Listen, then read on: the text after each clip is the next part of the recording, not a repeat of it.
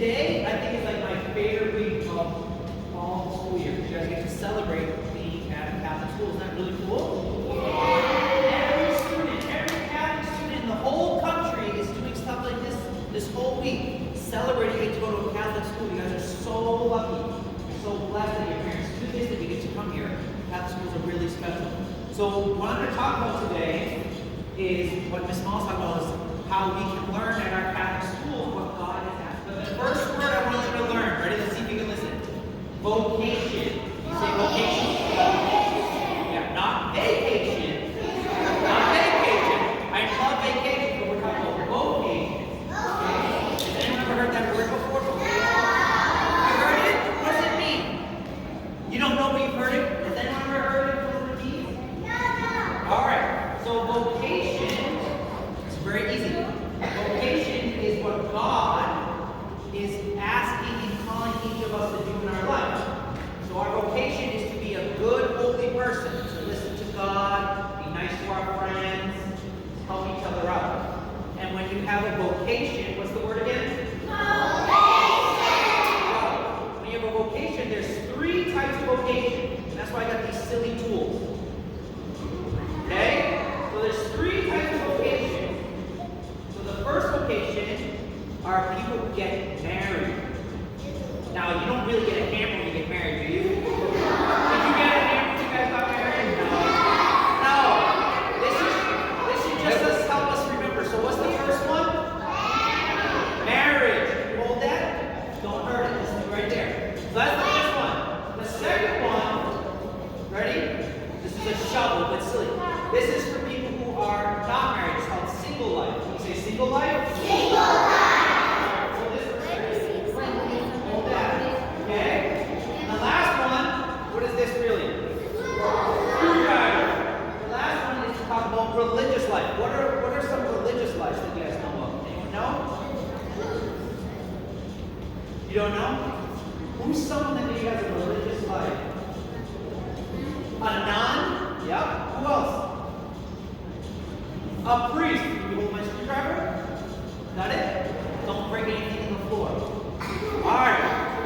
So what's the word I'm trying to teach you today? Vocation. Good job. So now the reason why I have the tools for the example, can I grab a screwdriver? Let's say that God said, I really need a hole. Kevin, I really need you to dig a hole. Would a screwdriver be a good use to dig a hole? I could put some holes in the ground, right?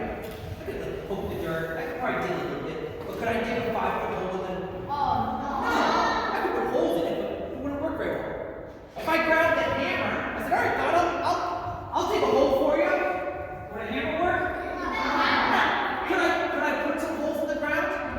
Yes. Could I dig maybe a little bit more than the screwdriver? Is it the best tool to use? Exactly. What tool do I need?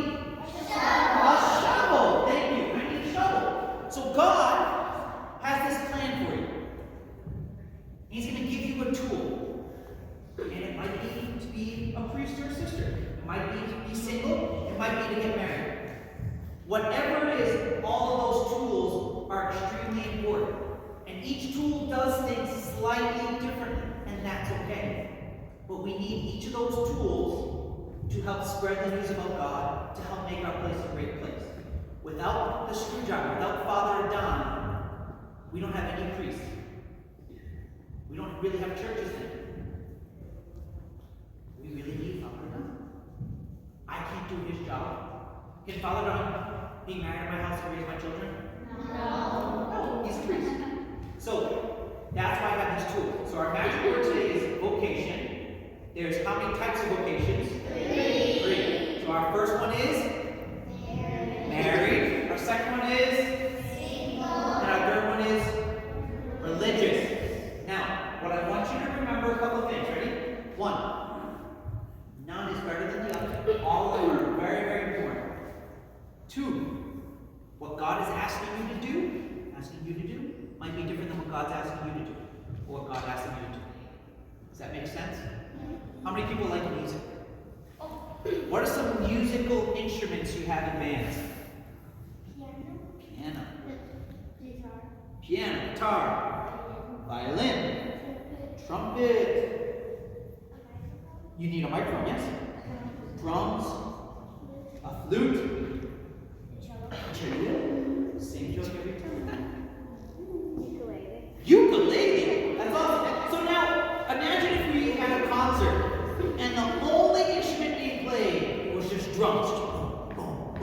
It sounds really cool, right? If there's like 20 drums up there, it sounds really cool. But after a while, do you think you'll get sick of just hearing the drum sound? Yes, you need to add in the ukulele.